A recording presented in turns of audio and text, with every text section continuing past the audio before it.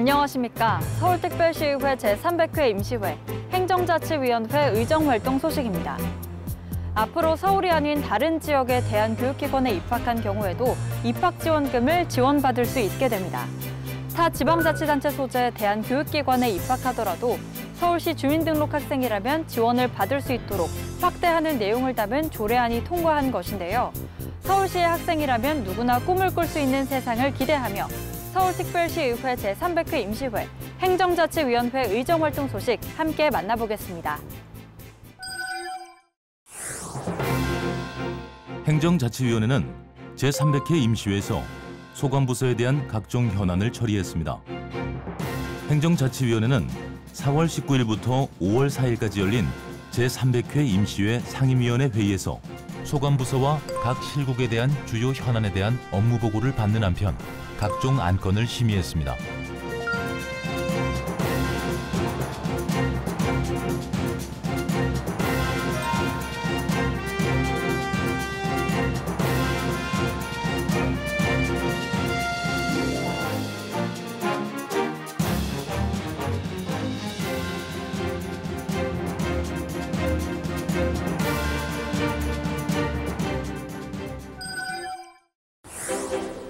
행정자치위원회가 마을 공동체 사업에 대해 1인 가구 증가, 개인의 일상을 중요하게 생각하는 다각적인 변화들 속에서 공동체 의식을 어떻게 함양할 것인가에 대해 재검토해볼 것을 제안했습니다.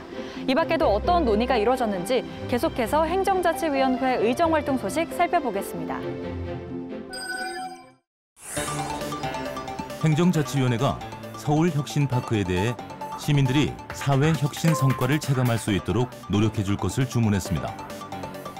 행정자치위원회는 지난 4월 23일 서울시 은평구에 위치한 서울혁신파크를 현장 방문한 자리에서 코로나19라는 팬데믹 상황에서 서울혁신파크의 활동이 지나치게 위축된 점을 지적했습니다. 일반 민간 시설들은 그게 확인이 안 되고 어렵지 않습니까? 그러니까 공공시설이야 말로 특히 혁신파크처럼 실내 공간과 실외 공간이 상대적으로 충분한 면적을 갖고 있는 곳에서 시민들의 그런 다양한 혁신 활동이라든지 사회 활동들이 상대적으로 좀 잘 이루어질 수 있게끔. 또한 서울시 마을공동체 종합지원센터에 대한 주요 업무 보고와 질의응답에서는 마을 활동가들만을 위한 공동체 지원센터가 아닌 주민과 함께할 수 있도록 역량 강화를 당부했습니다.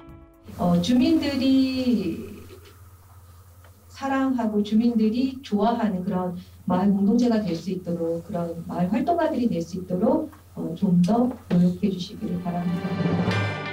한편 서울혁신파크 내 건물마다 내진도강 점검을 주문했고 서울혁신파크 내 입주단체와 지역 주민과의 연계가 중요함을 강조했습니다. 행정자치위원회가 인공지능, 빅데이터 기반의 스마트시티 구현을 위해 깊이 있는 고민과 사업 수립을 주문했습니다. 행정자치위원회는 4월 29일 열린 스마트 도시정책관 주요 현안 업무 보고에서 스마트시티 건설은 행정 전반에 포괄되는 사업인 만큼 서울이 어떻게 준비하고 나아갈지에 대한 장기적인 비전을 잘 수립할 것을 당부했습니다.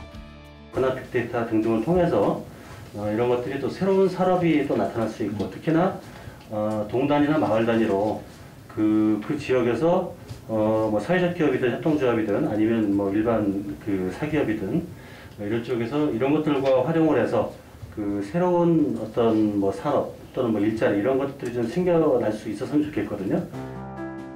또한 스마트 도시 구축을 위한 서울 디지털 재단의 사업들이 재단의 역량을 발휘할 수 있는 사업인지 의문을 제기하며 스마트 도시 구축의 핵심을 잘 파악하고 이에 맞는 사업을 추진해 줄 것을 지적했습니다. 새로운 시정을 맞이하는 이때에 디지털 재단이 과연 해야 될 일이 무엇인가, 그동안에 사실 정체성 논란에 대해서 굉장히 많은 얘기가 나오지 않았습니까? 이제라도 그것에 대해서 좀 진지하게.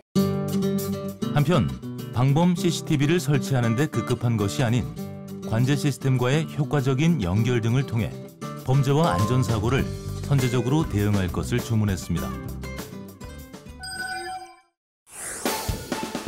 마을 관리소라는 말 들어보신 적 있으신가요? 지역사회 문제를 주민 스스로가 진단하고 해결하는 사업인데요.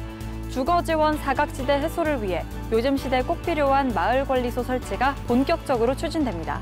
자세한 내용 시민 리포터가 알아봤습니다. 함께 보시죠.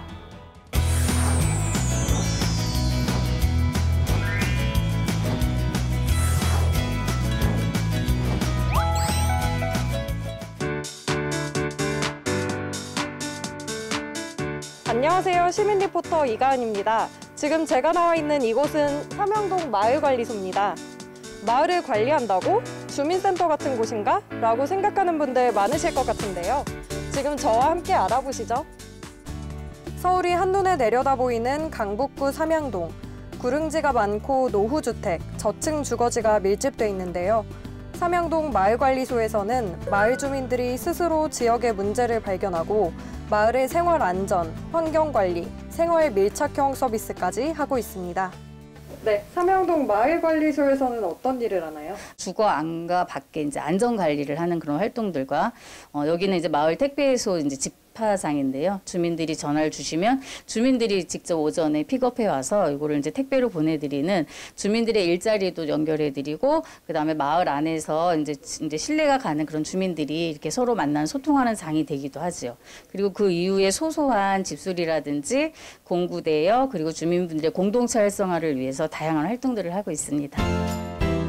어르신이 많이 사는 마을답게 간단한 소규모 수리를 도맡아 해주고 택배, 주거 안전 문제까지 동네 곳곳을 돌아다니며 마을의 문제 해결사 같은 역할을 하고 있습니다.